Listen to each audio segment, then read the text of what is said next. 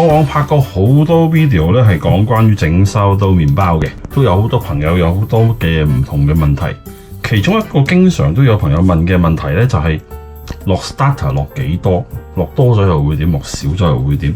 咁我好多時咧就我嘅答案係，因為我就用一個叫 scrapping method 嘅 scrapping method 嘅意思，即係話我永遠 keep 住一樽 sourdough嘅 starter。咁就我唔會喺個樹攞一啲出嚟，再去養大佢，然之後先再做麵包嘅。我係整翻好少嘅樽底，每星期咧做麵包之前，我就加麵粉加水去 fit 佢，等佢喐翻 active 翻，咁我跟住就攞嚟做麵包噶啦。咁剩翻嗰啲樽底咧就擺翻入雪櫃，下一個 cycle 又再嚟過。咁我之前有個 video 嘅，咁你哋講點樣去 fit sourdough starter， 咁有興趣睇翻嗰個咯。咁同埋我個 method 我都係講我其實就好類似喺英國有個高手叫 Baby Jack， 佢都係用類似嘅方法嘅。咁所以如果你唔係用呢個方法，你走嚟問我你個方法嘅問題咧，我有時唔係好識答㗎。咁即係我盡量知幾多答幾多，因為我習慣係用呢個方法。咁其他方法有其他方法嘅好處唔好處，咁自己試咯。你中意邊個啦，冇乜所謂嘅。經常有朋友問我究竟我 starter 多同少有乜分別？不如做個 experiment 咯。我今次做一個好明顯比較嘅 experiment 咯。我用翻個我以往用開嘅 recipe， 就係呢段時間我都係做類似咁嘅 size 嘅麵包。我就會係做一個總麵粉重量會係450 gram 嘅 sourdough。咁總麵粉嘅意思即係話我係外加麵粉再加埋 starter 之後嘅總麵粉。我嘅 starter 係 100% hydration，which is 即係話如果我落100 gram 嘅話，就有50 gram 麵粉50 gram 水嘅。我個 recipe 大致就係150 gram 嘅 starter，which 裏邊有75 gram 麵粉啦。另外就外加呢度375 gram 麵粉，咁加埋就450 gram 麵粉噶啦。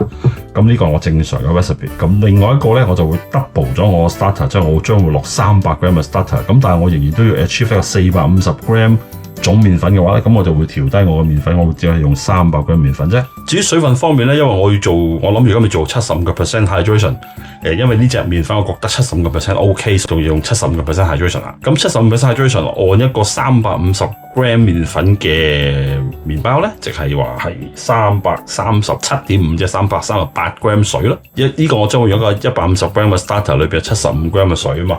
咁所以呢一個咧，我就會外加263 gram 嘅水，咁總水嘅重量咧就係338啦。另外一個 double starter 嘅，因為係300 gram starter 裏邊有150 gram 嘅水，咁個水亦都會相對調低嘅咯。呢度就會188 gram 嘅水，咁加埋總水分亦都係75% hydration 嘅。咁至於麵粉方面咧，我就用呢一隻韓國麵粉，用過好多次嘅，做過好多次麵包，所以今次又用呢個啦，一模一樣嘅麵粉。鹽方面兩家都係大約5 gram 度啦，差不多1茶羹左右啦，就係咁啦。咁我就會開2個麵團，同樣做法。咁我就睇下我平常用開嗰個 recipe 同一個 double 咗 starter 嘅情況之下，睇下出嚟嘅結果係點。首先搞咗個正常 recipe 嘅先，將啲麵粉啊、鹽啊同埋落埋我嘅 sourdough starter 落去。講過好多次㗎，如果想睇我啲 sourdough starter 點整嘅，睇翻我以前啲 video 啦，我上邊會整條 link 落去㗎。琴日就已經 fit 咗㗎啦，咁所以今日咧就 active 嘅。咁呢處咧我就會係落150 gram， 然之後落埋啲水落去，將佢撈勻佢。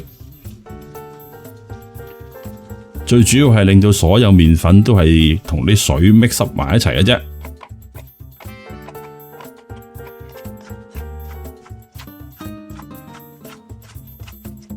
以往都拍過好多 video 係做 sourdough 噶啦，咁所以咧今次我都唔詳細講啦，有興趣睇翻我以前舊嗰啲 video 啦。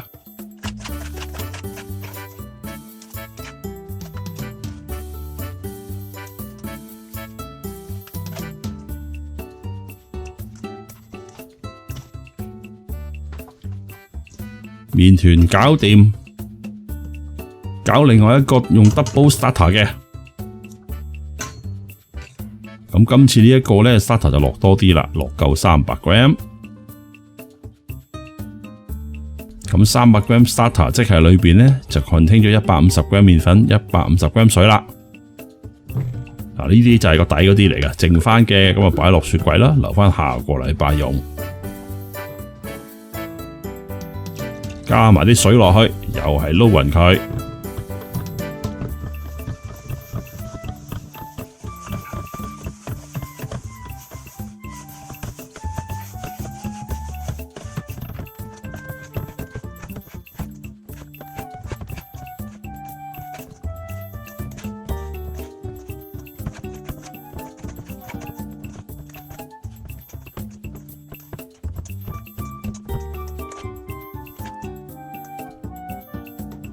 冚住佢半小時就做第一次嘅 share and fold， 擺個 D 字就話 double 嘅 sourdough starter。半小時之後嘞噃，做第一次嘅 share and fold。詳細我唔講啦，咁就係睇翻我以前啲 video 啦，我會快速地完成咗佢。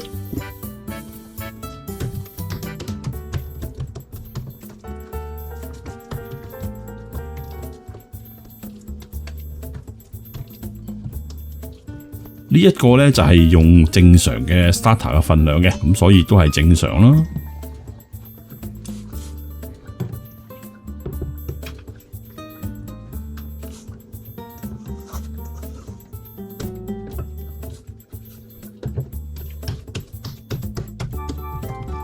頭半小時其實就真係冇乜分別，差唔多啫。咁睇下之後又會點啦。我會一共做5次嘅，每次相隔半小時。第二次 share and fold 啦，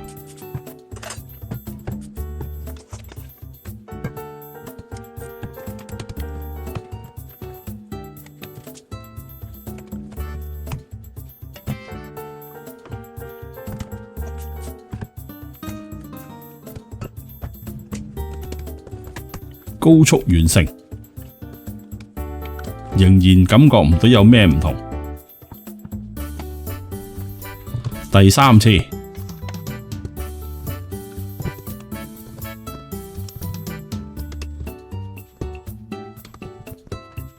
啲反應好正常。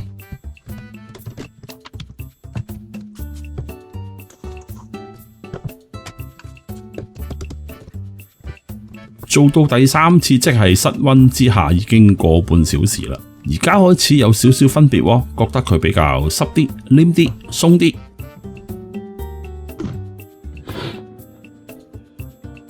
第四次啦，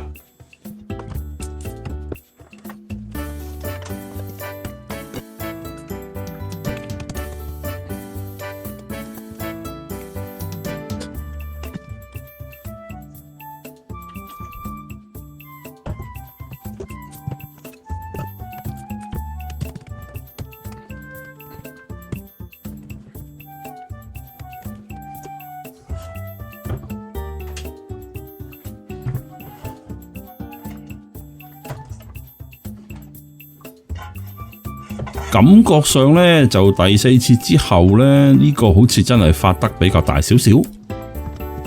做第5次，亦都係最後嘅一次。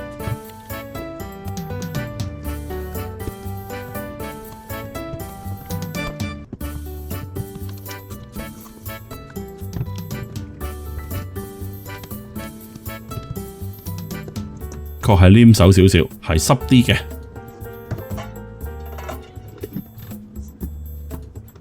冚住佢，擺佢，大約擺個半鐘頭啦。個半鐘頭之後啦，又睇下點咯噃。而家呢就開始做個 pre-shake。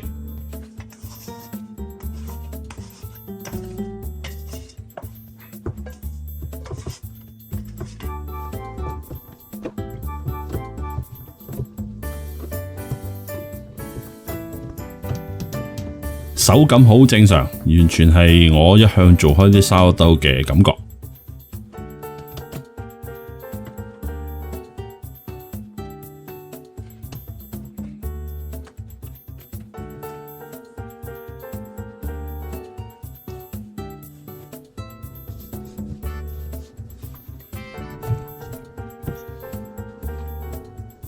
咁跟住睇下佢用 double sourdough starter 嘅點樣咯噃。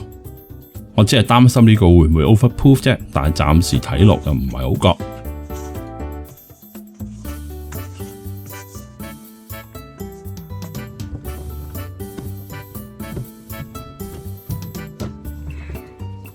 係感覺佢比較鬆少少啦，亦都比較係濕少少啦。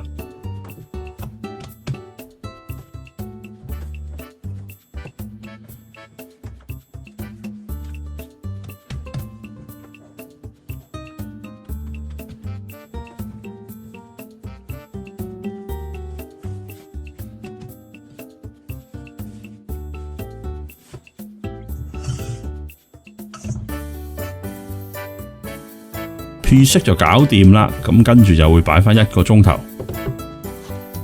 喺擺緊1個鐘頭之際咧，就預備定2個 button basket。詳情我又係唔講啦，有興趣睇翻我以前嘅 video 啦，有講過嘅就係喺嗰個 oven spring 同埋呢一個final shaping 有個 video 係講呢樣嘢嘅。咁我會擺2張呢啲咁樣嘅唔黐嘅 parchment paper 落去，等1個小時，1小時後做 final shaping 啦。先搞咗個正常 recipe 嘅先，一切如常，冇乜分別。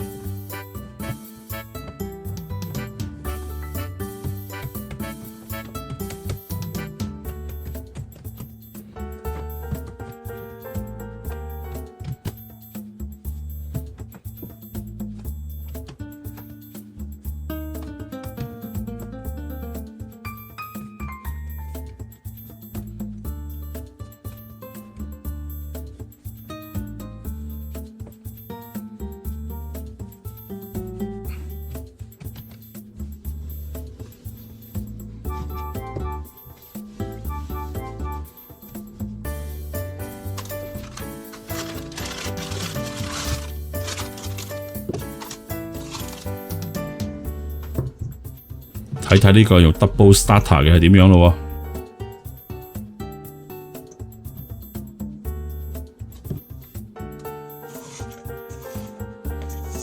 其實啊冇乜嘢，感覺只不過好似係水分高少少嘅sourdough啫。So far 都未發現佢有即係 overproof 嘅情況。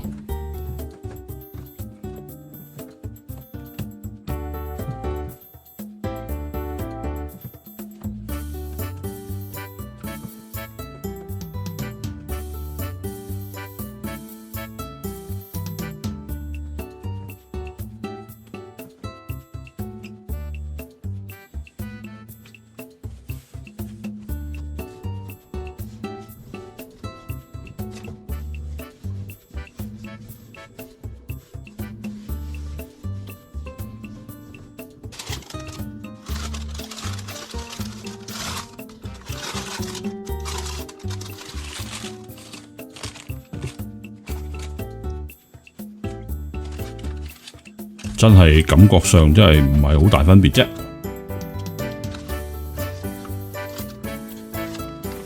攝返張紙唔會撈亂，然後就咁樣冚住佢，擺入雪櫃做呢一個 retarding， 即係慢發酵，擺返個 overnight， 雪咗1晚，咁可以焗啦。咁睇落都係好正常，冇乜大分別。焗爐亦都 preheat 到去260度，解一解個包啦，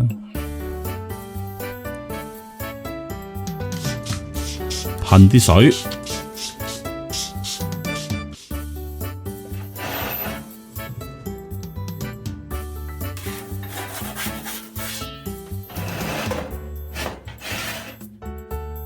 落少少熱水去製造蒸汽。入爐之後閂咗發熱線佢15分鐘，15分鐘之後校返去 fan mode， 亦都調返去210度，焗多15分鐘。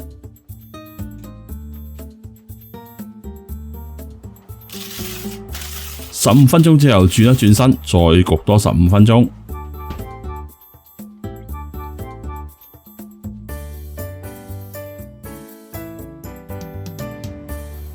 搞掂出爐，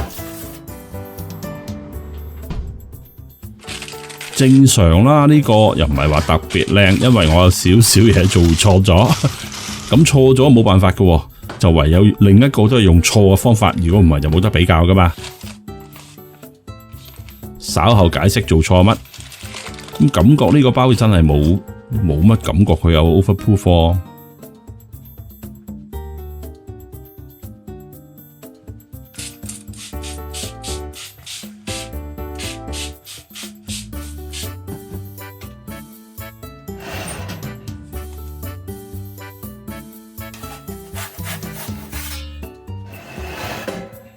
完全一樣咁做。我做錯咗乜嘢呢？就係 preheat 嘅時候，我通常呢就係用260度上下發熱線 preheat 10零分鐘之後呢，淨係開下發熱線，咁啊等佢上邊冇咁熱嘅，都係 keep 住260度，總共 preheat 到去整個爐有260度呢，咁就開始焗噶啦。點知呢？頭先呢，我就用咗上下發熱線一齊咁樣 preheat，就 preheat 足半小時，唔記得咗喺臨尾嗰15分鐘調咗淨係開下發熱線。所以個麵團入焗爐嘅時候呢，上邊嘅溫度就較為熱咗啲，令到佢個 oven spring 就冇爆得咁靚啦，亦都個耳仔亦都冇出咁靚，因為好快將佢煮熟咗啊嘛。嗱，而家兩個包嘅比較望落，其實就唔係好大分別咯。用咗 double starter 嗰個好似扁少少啦，擘開個口又好似闊啲啲咁啦。不過 anyway 感覺唔大好大分別。攤凍之後就切開嚟睇睇啦。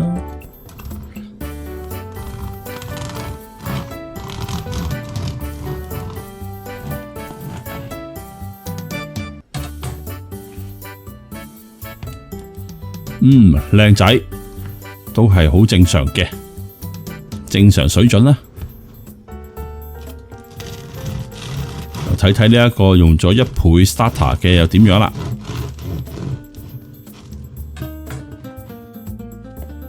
其實都 OK 喎，少少啦，望落好似有少少 overproof 啦，唔太嚴重。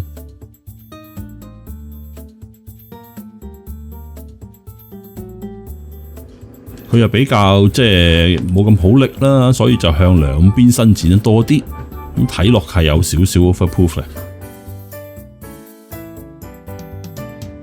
比較下啲味道先。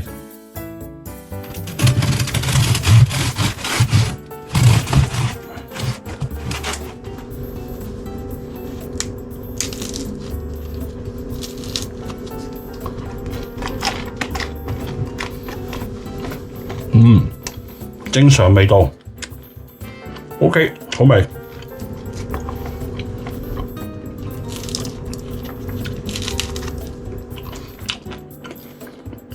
都一樣好味喎。開頭仲驚佢會酸啲添，冇喎。咁但係頭先都講咗啦，呢一個睇落 oven spring 係冇咁靚咯，呢個 oven spring 靚啲啦，抹口呢個都靚啲啦，呢個又係冇咁靚啦，耳仔又呢個靚少少啦，同埋睇落裏邊嗰啲 crumb 就少少似 overproof 啦，但係唔係好嚴重。呢個就係正常咯，一向做都係類似咁嘅水準啦。味道方面，我以為我 expect 可能比較酸啲，但係冇喎，又唔會喎，又都 OK 好味喎。嗱，呢個實驗咪做完啦，咁即係話咧，如果用咗 starter 多咧，酸個影響唔係太大，但係咧係容易會有少少 overproof 嘅。咁其實我琴日做 strength 4嘅時候咧，都覺得呢個咧係比較冇咁 firm 嘅。咁可能因為佢 starter 多啲啦，酸又多啲啦，咁所以就容易去破壞翻啲 gluten 咯。我相信我估係咁啦。咁所以佢做成型嘅時候咧係冇呢個咁 firm 嘅，呢個係 firm 啲嘅。呢個正常啦，即係一向做都係咁。呢個係弱啲嘅，咁但係都做到。當然以後我做都係會用翻我自己嘅 recipe， 唔會走去特登加多啲 starter 啦。不過純粹做個比較睇下出嚟嘅結果係點樣。包個味道 OK 喎，我開頭以為好酸，唔酸喎，好正常喎，味道唔錯喎。好啦，我呢個實驗做完啦，幾好玩。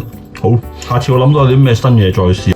因為要諗嘅，因為有一段時間都冇拍過呢類嘅 video 啦，因為諗唔到啲咩新嘅意思，冇咩新嘅意思，搞新意思嘅時候就冇乜 idea，冇乜靈感，就唔知拍咩好咯。咁又諗到咁試下試 ，OK 咯，幾得意。好啦，拜拜。